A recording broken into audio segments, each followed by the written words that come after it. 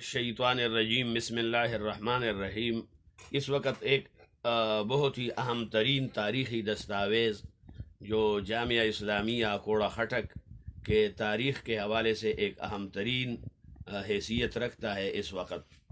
یہ ان مفتیان کرام کے فتاوی جات کا مجموعہ ہے جو کہ سن 53 سے لے کر 64 کے درمیان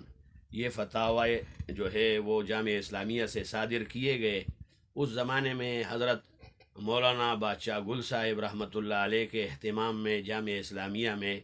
جو فتاوی حضرت مولانا مفتی محمد فرید صاحب اور ان کے پائے کے بہت بڑے بڑے علماء جیسے مولانا محمد عنایت اللہ اور مولانا عبد الشکور اور مولانا یوسف بنیری رحمۃ اللہ علیہ، ایک ایک نام میں آگے پھر آپ کو لیتا ہوں، لیکن یہ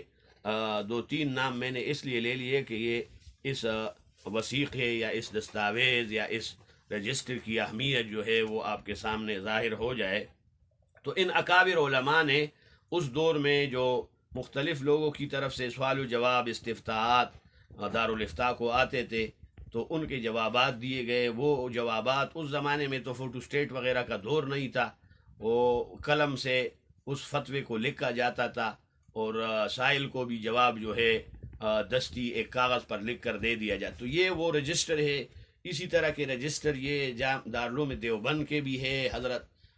مولانا عزیز الرحمن صاحب نے جو مرتب کیا ہے فتاوی دارالعلوم دیوبند، وہ انہی رجسٹروں سے۔ اسی طرح دارالعلوم حقانیہ کا جو فتاوی ہے فتاوی حقانیہ، وہ بھی انہی رجسٹروں سے بعد میں جا کر مرتب کیا گیا ہے۔ تو یہ وہ رجسٹر ہے۔ اب ہو سکتا ہے اس کے بہت سارے رجسٹر اور بھی بعض حضرات کے پاس ہو، لیکن یہ رجسٹر جو ہے یہ تو اکوڑا خٹک کی ایک مسجد میں کسی ایک طالب علم کے پاس تھا، اور وہ طالب علم دارالعلوم حقانیہ کا دوسرا ایک طالب علم تھا اس زمانے میں، جو اس وقت مفتی بھی ہے اور مدرس بھی ہے، حضرت مولانا مفتی رضا صاحب۔ انہوں نے گویا کہ اس طالب علم سے لے لیا تھا اس غرض سے کہ یہ ایک قیمتی چیز ہے۔ تو اس ایام میں تو ان کو اس چیز کی اہمیت تو نہیں تھی، کیونکہ طالب علمی کے دور میں کسی کو کیا پتہ ہوتا ہے کہ یہ کیا چیز ہے یا اس کی، لیکن بعد میں جب انہوں نے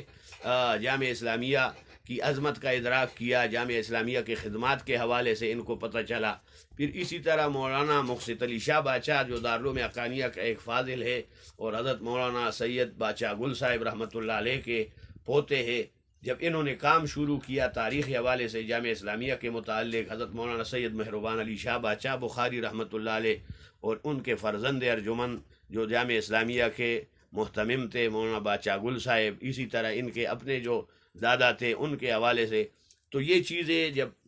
سوشل میڈیا اور ان چیزوں میں آنے لگی تو ہمارے فضلاء انہوں نے دیکھا، تو انہوں نے دل میں یہ ٹان رکھی تھی کہ یہ چیز جو ہے یہ ان کا ایک تاریخی ورثہ ہے، ان کا نہیں بلکہ یہ پوری ملت اسلامیہ کا ایک ورثہ ہے، اور اسے محفوظ کر کے اسے نئی نسلوں تک پہنچانا یہ ایک اہم ترین ذمہ داری تھی۔ تو بہرحال انہوں نے مولانا صاحب حسین کے ساتھ مل کر، جو پشاور میں ہمارے دارالعلوم حقانیہ کے جید فاضل ہے اور ان کا اپنا ایک مدرسہ بھی ہے بڑا بنات کا، جس میں 700-800 بلکہ 1000 سے زائد طالبات پڑھتے ہیں، تو بہرحال ان کے ساتھ مشاورت کی، پھر یہ دونوں میرے پاس لے آئے۔ کچھ دنوں سے یہ رجسٹر میرے پاس رہی، تو اس رجسٹر میں میں نے پھر فہرست بنائی مفتیان کرام کا، کیونکہ ایک تاریخ کا میرے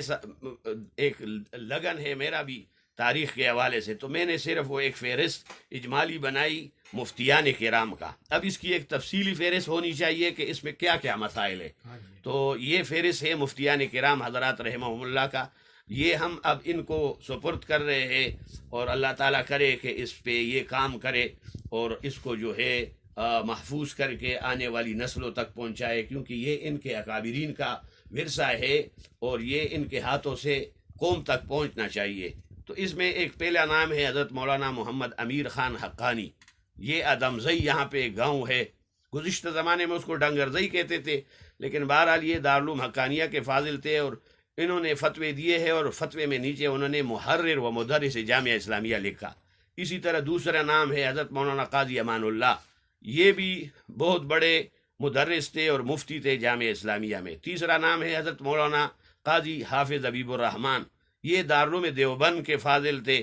انہوں نے بھی جو فتاوے صادر کیے ہیں تو اس پہ مدرس اور جامعہ اسلامیہ لکھا گیا ہے۔